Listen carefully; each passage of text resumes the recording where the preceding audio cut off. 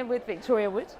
We've just been seeing a screening of her beautiful new BBC One drama, Loving Miss Hatto, which is about the pianist Joyce Hatto and her husband, Barry, and it's a very, very lovely thing. Thank you.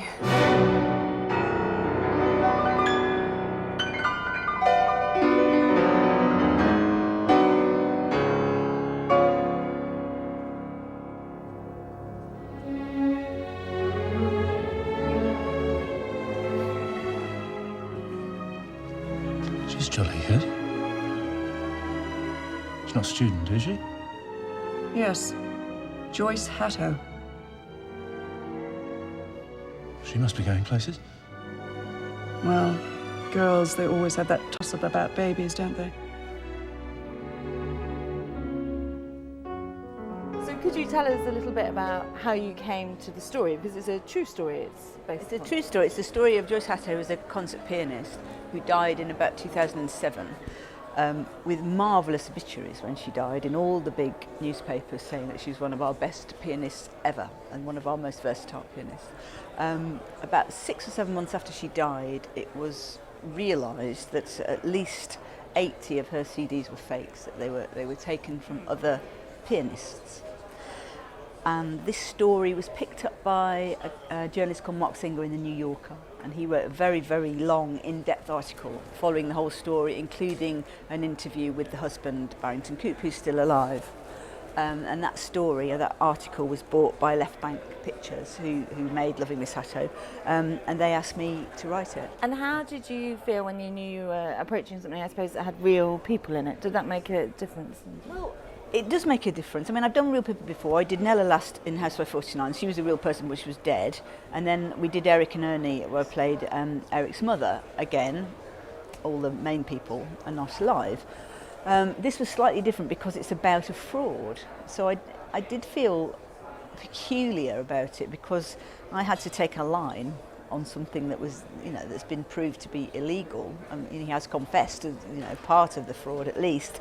So it was a more delicate situation than the other things I'd written, yeah. And did you talk to Barry at all? I decided not to talk to Barry. The people very close to me have talked to him.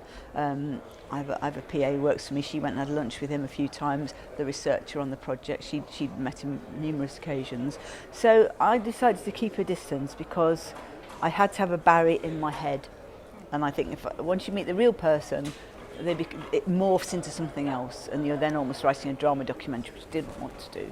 So I wanted a clean sheet to invent my characters. But I did a huge amount of research, and I knew, I'd seen him on television because there was a documentary about him, and I'd seen pictures of him, and I knew a lot about Joyce and met people that she knew. So I was working, partly from fact. How do you feel about the fact that he's going to see it, I suppose? Well, I feel for him, really.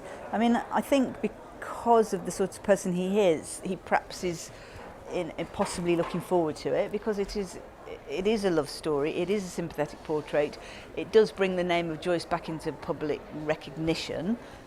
I don't really know what he feels, and I think I can't worry about it too much because I've done it now, and he'll just have to take it on the chin. And if I was him, I think there's worse things than having your life shown in that way.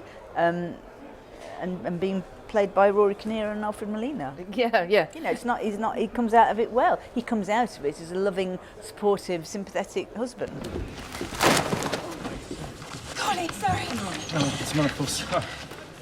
I forgot I was holding them. Oh, Lord, are they all out of order? Oh, I'll sort them out. No, I'm Barry, by the way. Barrington Coop, Barry. Either. You say potato. I don't know who you are, obviously. Do you want a hand? No. I'm used to wrestling with chunks of music. I work for music publishers, hence my manly physique. Mr. Coop, when they're in order, I'll have them, thank you. 2 ticks, Miss Geisley. Just wrestling with them. It's brilliant, by the way. Just a rehearsal, dog's body.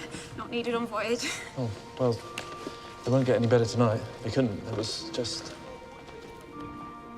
very moving.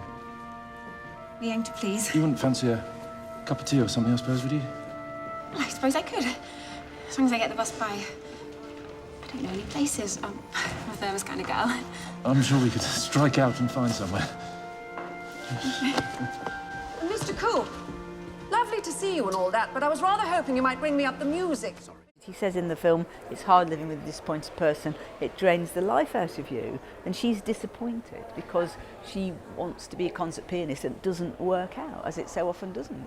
I was so moved by that line. Look, I moved again. Now you've just said it. I was so moved by that line, and lots of other small lines. And I thought the script was beautifully written. Did it take you a long time? Forever. Well, not so much to write it, but I've had this project since 2009, and I said, well, it'll take me a few months to do the research and then I'll write it. There was so much interest in the research, and the more I found out, the more it coloured my view of what I wanted to write. And the story shifted. It shifted, like I was saying at the Q&A today, it shifted from, I thought it's a sort of clash of old people versus the internet and technology and the way that people link on the internet, but they don't really link because they're not physically face to face, and so you can present a persona to the world. And also the fact that digital equipment meant he could, if he did, he could copy the discs. So at the beginning, I thought that was what the story was, and that was what the interest was. And then, in the end, it wasn't. It was about two people.